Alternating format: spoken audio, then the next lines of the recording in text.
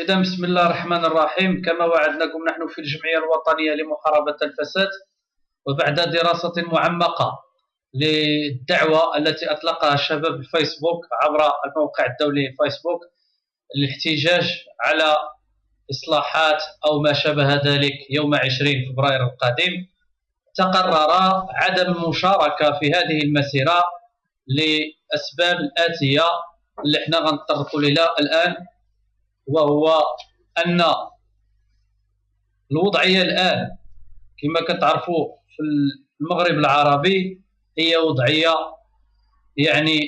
خطيرة وخطيرة جدا، جعلت الكل يضرب لها ألف حساب، بما في ذلك جمعيات المجتمع المدني النشطة في المغرب. هذا ما كيعنيش أن نحن كشباب أو كجمعيات المجتمع المدني أو كفاعلين اجتماعيين هنا في شمال المغرب أن نحن ضد التيارات المطالبة بإصلاح هذا البلد أو بإصلاحات كبرى في المغرب. بالعكس، احنا منذ أن أسسنا الفرع ونحن نحارب الفساد ونطالب باقتلاع الفساد من جذوره في المغرب، ليس محليا وإنما جهويا ووطنيا. إلا أن الدعوة للاحتجاج وللمطالبة بأشياء غير منطقية وواقعية، بحكم أن احنا كنعتبروا أن الملك يعد هو الضامن الرئيسي والوحيد لاستقرار المغرب، وأن هناك أيادي خفية. هذه الأيادي الخفية الكل يعرف طرق اشتغالها عبر مواقع الإلكترونيك وعبر بعض الوسائل الإعلامية المأجورة الغربية، وبعض الأقلام اللي بالأمس كانت تصفق وتطبل للنظام اليوم أصبحت معادية للنظام المغربي الذي يكن له كل مغربي احتراما تاما.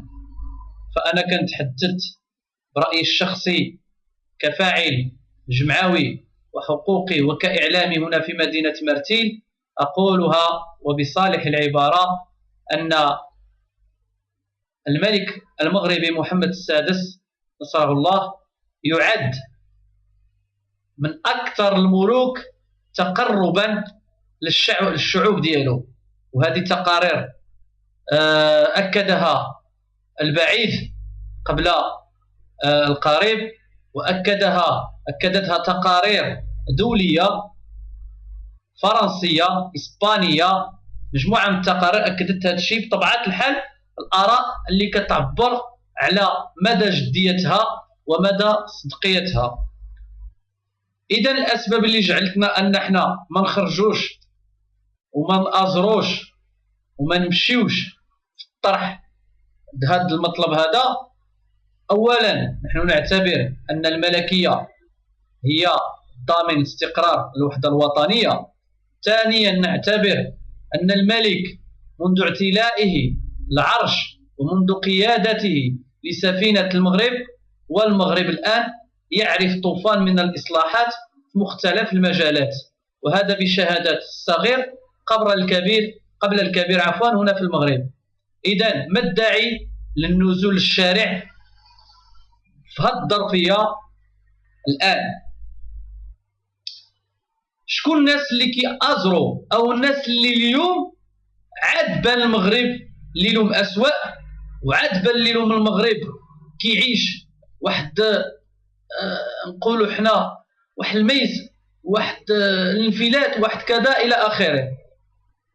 الناس اللي كيتحركوا ضد الوحدة الوطنية، الناس اللي كيتخلصوا من طرف ناس ما باغينش لهذه البلاد الاستقرار، ناس ما باغينش لهذه البلاد الأمان، الناس اللي كيحسدونا بزاف على هذا الأمن اللي كيشهدوا البلاد مختلف المدن ديالو. طبعا الحال هذا ما كيعنيش أن احنا عايشين واحد العيشة اللي هي بالمفهوم ديالها أنها عيشة حقيقية كتعطي الحق والكرامة للمواطن. ولكن كما كيقول المثل المغربي: اللهم العمش ولا العمية. اللهم الحمد لله، هذا الأمن اللي كيحسدنا عليه العالم، ولا الله يحفظ نعيشوا الأحداث اللي كتعيشها الآن مصر وتونس، والأحداث اللي كتعرفها الآن الجزائر، وما أدراك ما الجزائر. بوتقليقة وما أدراك ما بوتقليقة. بوزبال ديال البوليزاريو وما أدراك ما البوليزاريو. هاد الناس كيتاجروا وكيعيشوا على المساعدات الدولية لهاد الناس اللي مسجونين عنده في المخيمات العار، مخيمات تندوف. إذن نعلن، أنا بصفتي ككاتب فرع الجمعية الوطنية لمحاربة الفساد، نعلن عدم مشاركتنا في مسيرة العار اللي داعين لها هاد الناس هادو. أما الخطابات الفارغة عن طريق الفيسبوك وما شابه ذلك، حنا كنقاوموا الفساد داخل الوطن، كنحاربوا الفساد داخل الوطن، الفساد الإداري، الفساد الاجتماعي، الفساد السياسي، الفساد الانتخابي، كنحاربوا داخل الوطن، وكنعرفوا الحقيقة وشنو يمكن يحصل لك وانت كتحارب الفساد داخل الوطن، ماشي خارج أرض الوطن. والفلوس كيجيو عن طريق البنوك. غير قول انت، قول سيدي الملك ماشي مزيان، قول النظام ديكتاتوري، يقول كذا، ولكن لا، قول الله حق. الساكت عن الحق يعتبر شيطان أخرس.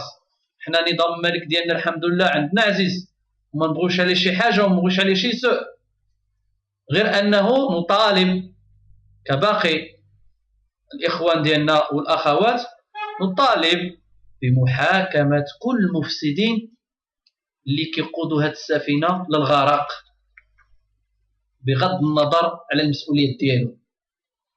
والدرس اللي عطاه صاحب الجلالة الله ينصرو في مدينة الحسيمة كان درس ورسالة قوية من أجل اقتلاع الفساد من جذوره.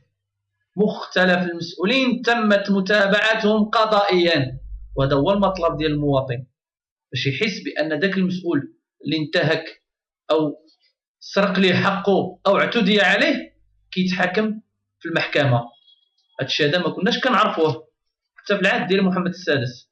إذا حنا هذا الشريط هذا هو بمثابة إعلان إلى حملة، انطلاق حملة العنوان ديالها هو ما تقش بلادي